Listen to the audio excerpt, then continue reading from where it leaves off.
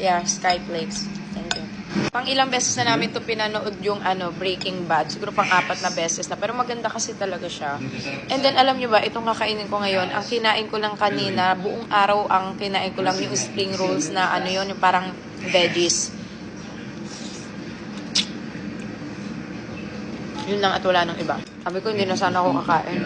Pero 11 na. Yung sabi ni Papa P, mag-midnight snack na kami ngayon. This is 10 p.m. snack now. Yeah, because we don't want to eat Yeah, but we late. didn't eat late. But Yeah.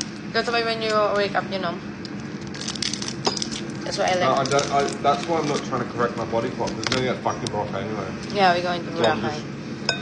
Even You know what I we sleeping 4 a.m. I'm sleeping at 6, babe. 6 a.m. Oh yeah, I fall Like asleep 5, first. 6, like my body clock. And then I'm getting up at like lunchtime rather than I normally get up at 8, 9, you know. Today, Yeah, you got up before me today. which is you always get up early. I know, but I'm not trying to get my body clock back in at the moment. Yeah, that's why they said when I came downstairs. Oh, wow, you awake early than you. Yeah, why did you get up early? Nothing. Because I want to make a video. And I already awake. Because if I go back to sleep, I'm gonna wake up so late.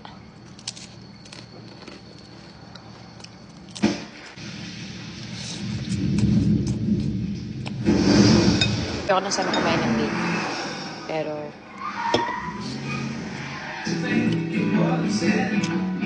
okay na to kasi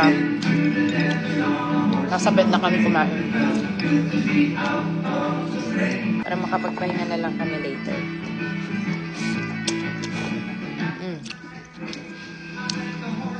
Kasi nag-impake ako kanina, di ba? Yung kapatid ko siguro nag-impake na yun ngayon.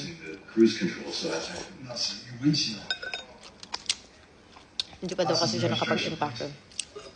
At sa mga hindi pa nakaka-order pure collagen, mag-order kayo nito. Takas maka-fresh na ito kahit wala ka pang ligo. Kahit wala ka ring makeup. Pampabata siya. What? Wait, you don't believe me? So regardless of how that windshield was damaged, this car is not safe. So, nakakit na kami. Mag-half bath na ako. Nauna na siya. So, sa mga hindi pa nakaka-order ng ating pangmalakasang grooming, sa mga nagda-diet dyan at gusto ng mga AS, Milky Mango and Milky Matcha, Pomegranate and Berry Glow, maganda siya inumin sa gabi. Kasi nakakatulog niyan, lalo na pag bloated kayo and constipated kayo. At malakas din maka-glowing talaga yan, mga madam.